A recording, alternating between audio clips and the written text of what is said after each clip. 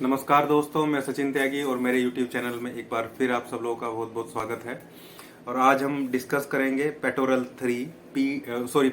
2 P2 के बारे में। P1 के बारे में हमने देख लिया था और जो रेमेडी बची है उनको मैं थोड़ा जल्दी फिनिश करना चाहता हूँ, लेकिन बताऊंगा सारी चीज़ें जो होनी चाहिए। इसलिए मैं प्लांटेशन की प्रॉपर्टी डायरेक्ट ना बता के मैं रेमेडी में ही डाल दे रहा हूँ। इसमें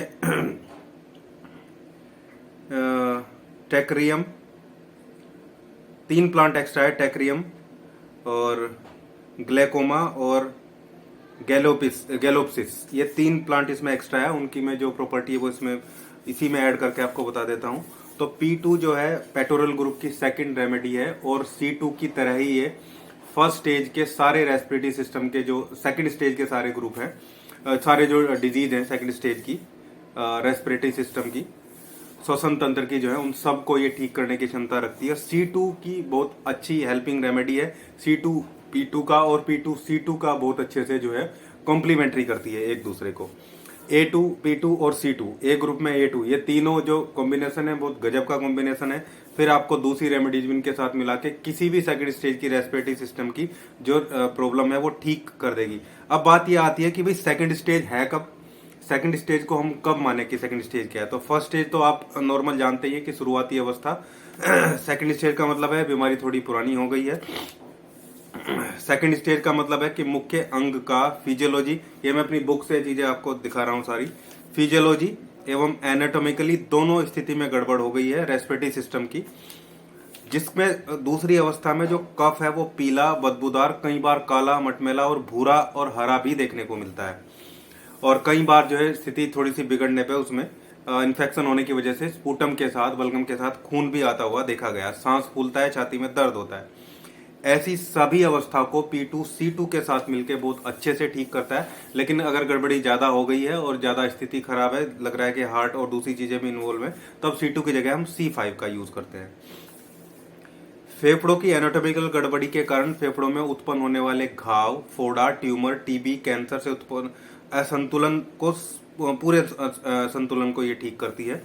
और टीबी की बहुत अच्छी रेमेडी है। अभी मैं थोड़ा सा फॉर्मूला भी आपको अभी इसके बाद बता देता हूँ। पैतृक रोगों में, हेरिडिटरी डिजीज में जो पहले से पीढ़ी दर पीढ़ी चल के आ रही है, उनमें वैन-1 के साथ P2 को दिया जाता है।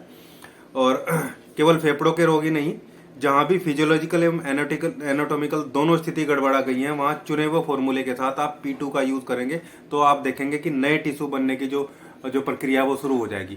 इसलिए बहुत सारे लोग देखते हैं कि भाई मेरे फॉर्मूले में, कई एक दो लोगों ने पूछा भी कि भाई P2 क्यों डाल दिया आपने हेमोरेड के फॉर्मूले में, पाइल्स के फॉर्मूले में, या गले वाली जो स्थिति है वहां पे। तो स्थिति बहुत खराब हो गई है, बहुत ज्यादा डिस्ट्रक्शन हो चुका है, एनाटॉमिकल फिजियोलॉजिकल दोनों चीजों में गड़बड़ हो गई है। तो आप P2 को ऐड करके देखिए, साथ में वैन-1 की भी एक आध बूंद ऐड करके देखिए। फॉर्मूले के साथ P2 लगाइए और एक या दो ड्रॉप वैन-1 के डाल दीजिए। तो आप देखेंगे कि सभी क्रोनिक डिजीज में जहां आपको रिजल्ट नहीं मिल रहा है, आपका फॉर्मूला सही है, रिजल्ट नहीं मिल रहा है, तो भी आपको रिजल्ट मिलना स्टार्ट हो जाएगा। इसलिए जो टीबी में इसका जो है बहुत अच्छा यूज है। टीबी में हम इसको P2 C5 F1 वैन-1, क्योंकि टीबी एक बहुत एडवांस स्टेज की बीमारी है, इसलिए हम C2 के बजाय C5 वहां पे लेते हैं। तो आप देखेंगे कि वहां पे बहुत अच्छा यूज इसका होगा। सभी वायरल फीवर में आप P2 का यूज कर सकते हैं। साथ में आपको वर2, S10 और Y वगैरह लेने होंगे।